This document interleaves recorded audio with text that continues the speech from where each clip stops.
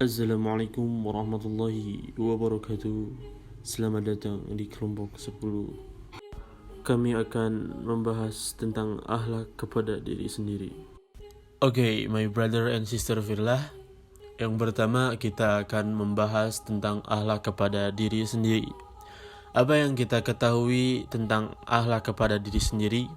Akhlak kepada diri sendiri adalah sikap seseorang terhadap diri pribadinya, baik itu jasmani sifatnya atau rohani. Kita harus adil dalam memperlakukan diri kita dan jangan pernah memaksakan diri kita untuk melakukan sesuatu yang tidak baik atau bahkan membahayakan jiwa. Sesuatu yang membahayakan jiwa bisa bersifat fisik atau psikis.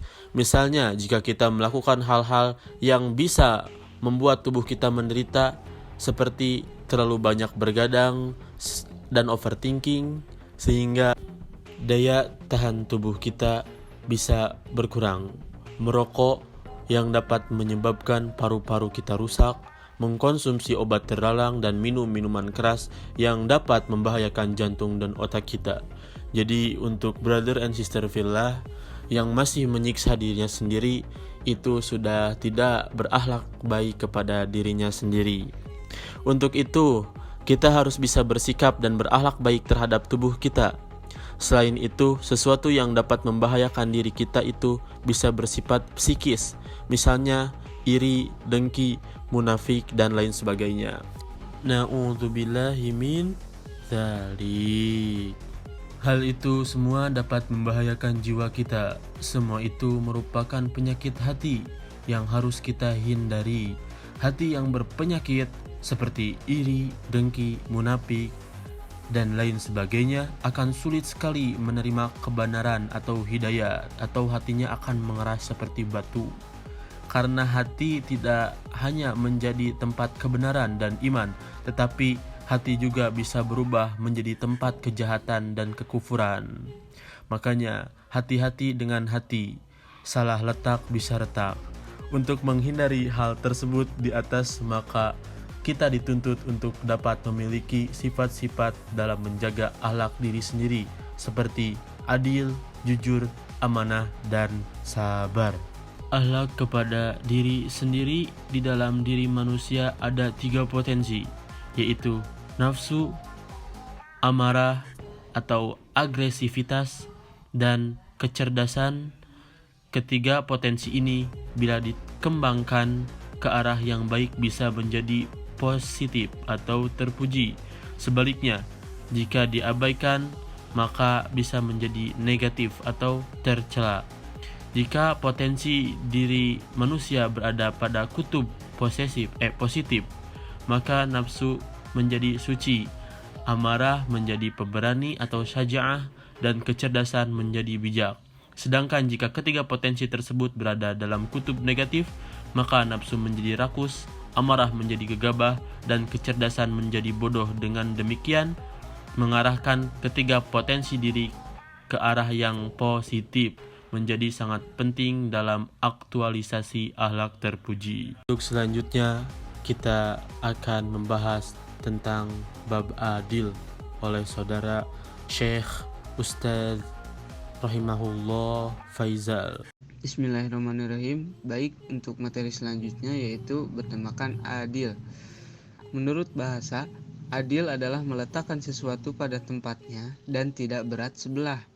Secara umum, adil adalah memperlakukan hak dan kewajiban dalam segala aspek kehidupan, baik sosial, budaya, ekonomi, suku, ras, dan golongan di dalam lingkup keluarga maupun masyarakat secara seimbang, tidak memihak dan tidak merugikan pihak manapun.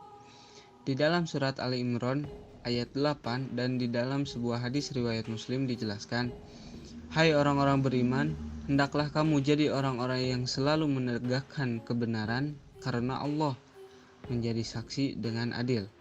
Quran Surat Ali Imran ayat 8.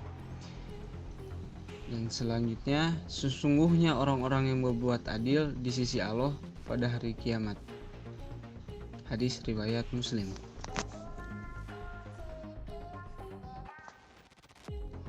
Baik untuk selanjutnya yaitu jujur atau bisa disebut dengan kata lain yaitu sidik, yakni jujur dan benar baik dalam pikiran, ucapan maupun perbuatan.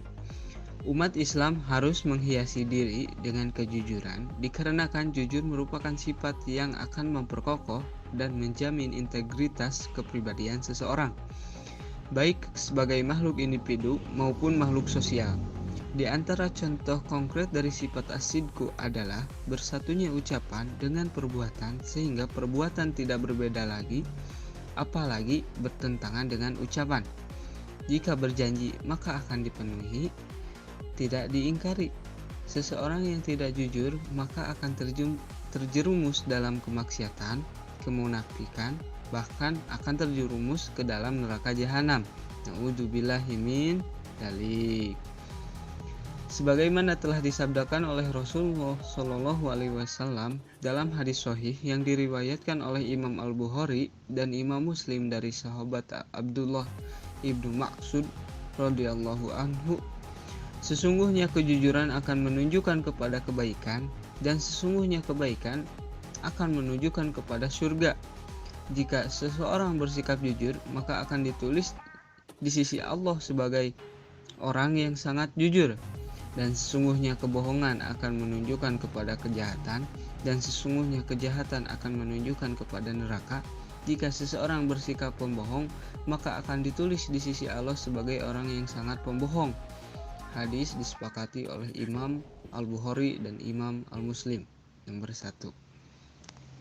Yang selanjutnya ada amanah. Amanah adalah kata yang sering dikaitkan dengan kekuasaan dan materi. Namun sesungguhnya kata amanah tidak hanya terkait dengan urusan-urusan seperti itu. Secara syar'i, amanah bermakna menunaikan apa-apa yang dititipkan atau dipercayakan. Itulah makna yang terkandung dalam firman Allah Subhanahu wa taala. Adapun dalil-dalil yang menjelaskan mengenai amanah adalah sebagai berikut. 1. Surat An-Nisa ayat 58 yang berarti dan artinya sesungguhnya Allah memerintahkan kalian untuk menunaikan amanah-amanah kepada pemiliknya.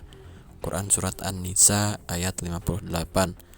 Dalil yang kedua ada hadis dari riwayat Ahmad yang berbunyi, ada 4 perkara yang jika semuanya ada pada dirimu, maka tidak berbahaya bagimu apa yang terlepas darimu dalam dunia.